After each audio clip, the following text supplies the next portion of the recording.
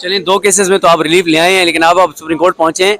यहाँ पे सूरत हाल जिस तरह से कल फैसला आया, इससे पहले मसूद अली शाह साहब के खिलाफी नोट का तफसीली फैसला आया, हुकूमत ने कानून साजी कर दी, प्रेस कॉन्फ्रेंसेज हो रही हैं, सुप्रीम कोर्ट पर हमले हो रहे हैं, बेंच टूट गया है, तो यहाँ पे भी आपको लगता है कोई इलेक्शन की तरह मामला जाएगा या सूरत हाल आपको मुश्किल ही लग रही है? सर, एक क्राइसिस का माहौल है ना, पूरा मुल्क क्राइसिस में है। इकोनॉमिक क्राइसिस है, political and constitutional crisis government ने क्रिएट कर दिया दिल्ली पे अटैक करके।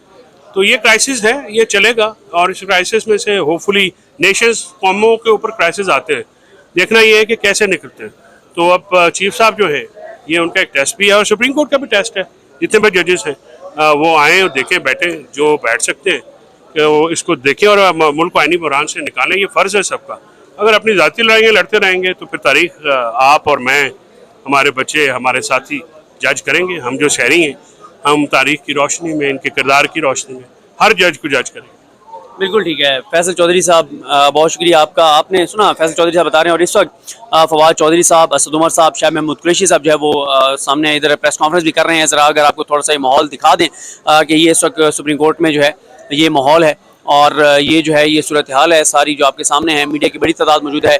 कोर्ट रूम के अंदर भी बहुत से सहाफ़ी जो हैं वो कोर्ट रूम के अंदर भी बैठे हैं, और कोर्ट रूम के बाहर यहाँ पे अहाता अदालत में भी आप देख रहे हैं मीडिया की बड़ी तादाद है, और तहरीक इंसाफ के लोगों की बड़ी तादाद है।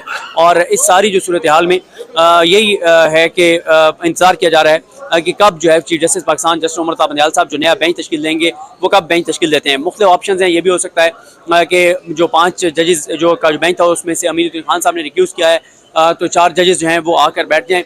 और फिर ये भी सवाल है कि पहले काजी फैसल साहब जो फैसला है कि तमाम जो 184(3) के तहत जो केसेस चल रहे हैं वो सारे रोक दिए जाएं, तो क्या पहले वो 184(3) वाले ये जो उन्होंने काजी फैसल साहब ने फैसला दिया कि इसको टेकअप करेंगे, या ये जो प्रोसीडिंग चल रही है इसको जारी रखेंगे? क्योंकि अगर 5 रुपये बेंच नया बनता है, एक जज और आते हैं, तो फिर जो है वो ज़ीरो से समात जो है वो शुरू होगी। और पहले उस मामले को देखते हैं, टेकअप करते नहीं करते ही देखना होगा। और साथ ही ये भी है कि जो एक राय ये भी आ रही है कि चीफ जस्टिस पाकिस्तान को फुल कोर्ट बना देना चाहिए। इस वक्त सुप्रीम कोर्ट में 15 जजेस हैं, 2 असामियाँ खाली हैं।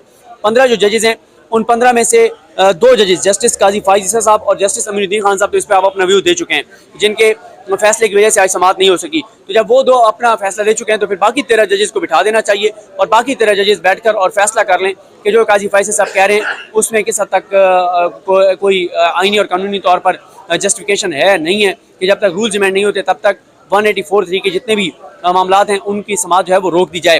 अब यही सारी नज़रें जो हैं वो सुप्रीम कोर्ट की तरफ तो हैं, लेकिन चीफ जस्टिस पाकिस्तान ने अब ये फैसला करना है। ये इख्तियार चीफ जस्टिस ऑफ पाकिस्तान का है, बेंचेस की तश्कील का, और फिर वो जो हुकूमत की कानून साजी है उस कानून साजी को भी वक्त लगेगा। अभी कम अज़ कम 15 से 20 दिन और लगेंगे उस कानून साजी पे, उसको कानून को दस्तखत होते होते, या दस्तखत अगर सदर नहीं करते तो जॉइंट सेशन की मंजूरी के बाद, क्योंकि अभी ये मामला जो गया है आज सेनेट में पेश होना था, मैं अभी चेक नहीं कर सकता, मैं सुप्रीम कोर्ट में हूँ।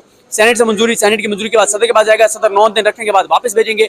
जब सदर 9 दिन बाद वापस भेजेंगे तो फिर जॉइंट सेशन में ये पास किया जाएगा। जॉइंट सेशन में जब पास किया जाएगा फिर ये मामला जाएगा दोबारा सदर के पास, फिर सदर साइन नहीं करते तो 10 दिन बाद जाकर और ये खुद ब खुद ये कानून जो है वो बन जाएगा, और फिर उसके बाद जो है वो उसकी इम्प्लीमेंटेशन, फिर उसके बाद ये मामला यहाँ पर आएगा, सुप्रीम कोर्ट में दोबारा आएगा। सुप्रीम कोर्ट में चैलेंज किया जाएगा कि आया जो पार्लियामेंट है, जो कौमी असम्बली है, वो सुप्रीम कोर्ट के जो बेंचेस हैं उनके इस तरह के, और सुप्रीम कोर्ट के जो एक तरीकाकार है काम करने का, इसको रेगुलेट करने के लिए जो है वो कौमी असम्बली कानून साजी कर भी सकती है, नहीं कर सकती।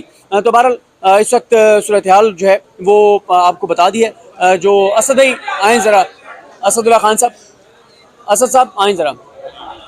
अभी तक तो बेंच नहीं बना, तो ये क्या अभी मीडिया टॉक हुई है?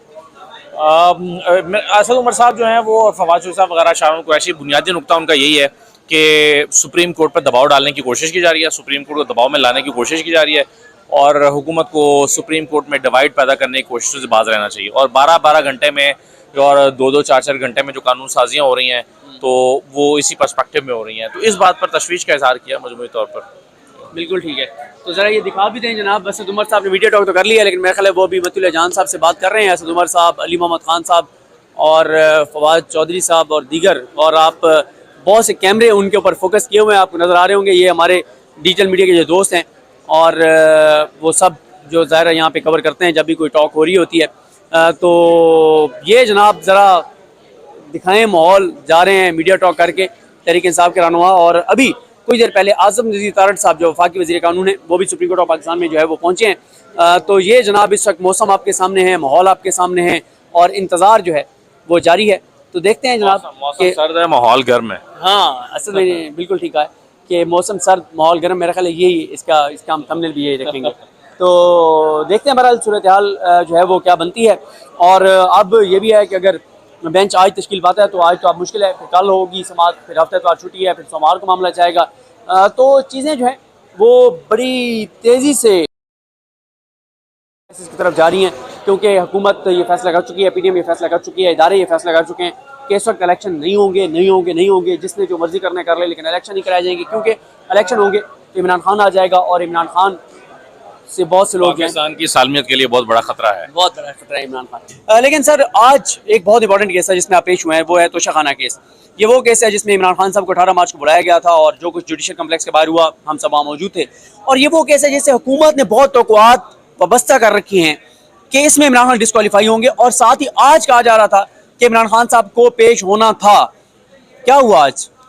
नहीं, देखिए, आज हमने वहाँ पे उनको दो सुबह, एक तो वकला की हड़ताल थी, तो वकला काफ़ी सीखपा हैं पुलिस के रवैये पे इस्लामाबाद के। तो ख्वाजा हारिस साहब ने ये कहा कि बार का ये सिलसिला है, तो उनसे मैं पूरी सपोर्ट करता हूँ। मैं लाहौर से आया हूँ ये बताने के लिए कि मैं आपकी हुकूमत उली नहीं कर रहा, लेकिन बार की हड़ताल है। तो एक तो पॉइंट ये था। दूसरा सर, मेंटेनेबिलिटी जो है, वो जो तोशाखाना केस है, वो जो जिस तरह से केस किया गया उसमें काफ़ी कानूनी सुकम है।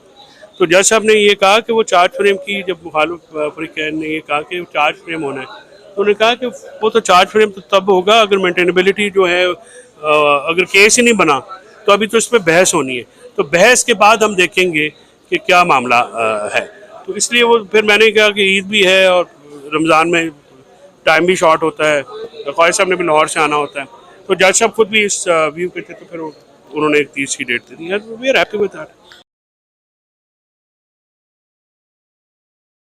खाना बनाया क्या गया जो यहाँ रेफरेंस जो भेजा गया, ये कंप्लेंट भेजी गई है? सर बेसिकली उसमें ये होता है कि करप्ट प्रैक्टिसेस जो हैं वो इलेक्शन कमीशन ने ये कहा कि वहाँ पे एक सेक्शन 130 के तहत, उसमें इलेक्शन एक्ट के, उसमें हर साल जो पार्लियामेंटेरियंस हैं वो अपने साथ से जमा कराते हैं। तो उन्होंने ये कहा जी कि आपने कोई तोशाखाने से जो गिफ्ट लिए थे वो जाहिर नहीं किए, तो वो इन्होंने ये कहा कि नहीं, वो जाहिर किए थे, उसमें जो क्योंकि वो फरोख्त हो गए थे तो उसकी कीमत ज़्यादा थी। तो इलेक्शन कमीशन ने उसके ऊपर करते हुए डी सीट कर दिया नेवाली से। फिर इमरान खान साहब आगे 9 सीटों पे जो है मुंतखब हो गए। तो ये सारा मामला जो उन्होंने किया इसका, तो उसके ऊपर फिर एक कंप्लेंट जो है इस्तगास